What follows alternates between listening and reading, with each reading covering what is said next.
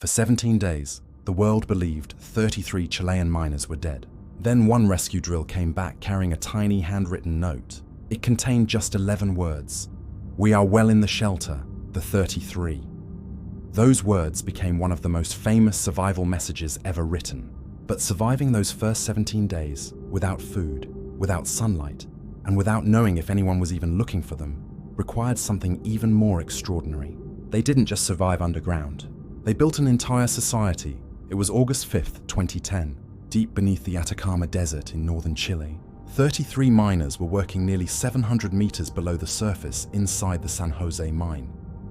It was an ordinary shift until the mountains suddenly moved. Without warning, hundreds of thousands of tons of rock crashed into the tunnels. Dust filled the air. Lights disappeared. Escape routes were buried beneath solid stone. When the noise finally stopped, the miners realized they were still alive, but nobody above them knew it.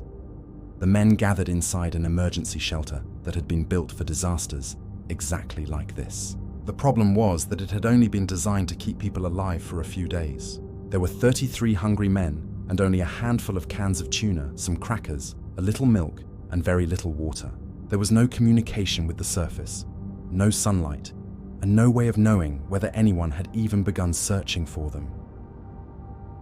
Some miners prayed, others searched desperately through blocked tunnels, hoping to find another exit. Then the shift supervisor, Luis Urzua, quietly made the decision that changed everything. Instead of allowing panic to spread, he started counting. He counted every person, every can of food, every drop of water, and every remaining supply. If they were going to survive, someone had to bring order before fear took over. Something remarkable began to happen. The miners stopped behaving like 33 individuals and started acting like a community. Food was rationed with incredible discipline. Every man received only tiny portions every 48 hours. Nobody was allowed to eat more than anyone else. Sleeping areas were organized. Sanitation areas were separated. Daily routines were created because routine gave people something that panic never could: purpose. Another miner, Mario Sepulveda, became the emotional heartbeat of the group. Where Luis Urzua provided structure, Mario provided hope. He joked with the others, encouraged them when morale collapsed, and reminded them that despair was just as dangerous as hunger. Arguments still happened because 33 exhausted men trapped underground would never agree on everything. But disagreements never became divisions. They solved problems together because every one of them understood the same truth. If the group failed, everyone failed. Above ground, rescue teams drilled through solid rock, searching for any sign of life. Families refused to leave the mine. Many slept in tents outside the entrance, waiting for news that never seemed to come. As the days passed, hope on the surface slowly began to fade. Underground, the miners knew nothing about the search. They only knew that every meal was getting smaller. Every day felt longer than the last, and the darkness never changed.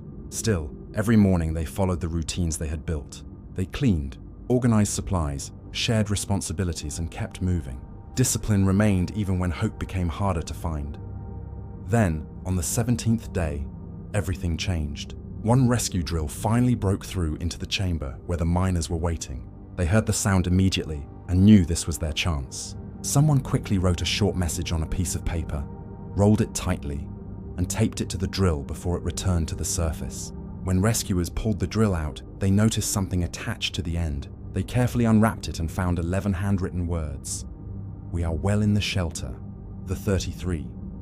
After 17 days of believing these men were gone forever, the entire world suddenly learned they were alive.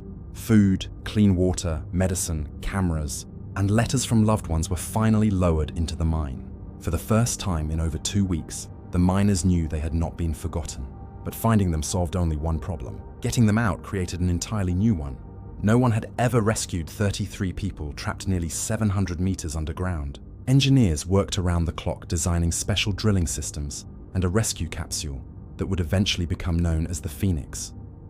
While the engineers worked above ground, life continued below. The miners exercised to keep their muscles alive. They kept cleaning, talking, working, and encouraging one another because they knew rescue would still take weeks. Their underground society continued to function exactly as it had before the world found them. They had already learned that survival depended on every single person doing their part. Finally, after 69 days beneath the desert, the rescue shaft reached the chamber. One by one, the miners climbed into the narrow Phoenix capsule. and were lifted back toward daylight. Families cried, rescue workers celebrated, and millions of people around the world watched each successful ascent. Luis Urzúa was the last miner to leave, exactly as he had promised. The leader who had spent 69 days making sure no one was left behind became the final man to return to the surface. Every one of the 33 miners survived. People often think survival is about strength, endurance, or refusing to give up. The story of the Chilean miners suggests something different. 33 ordinary men survived because they stopped thinking like individuals and started thinking like a community. They shared food, shared responsibility, and shared hope. Long before the rescue capsule reached them, they had already saved one another. Sometimes survival isn't about escaping the darkness. Sometimes it's about refusing to let the darkness divide you. If stories like this are the kind that stop you scrolling, subscribe.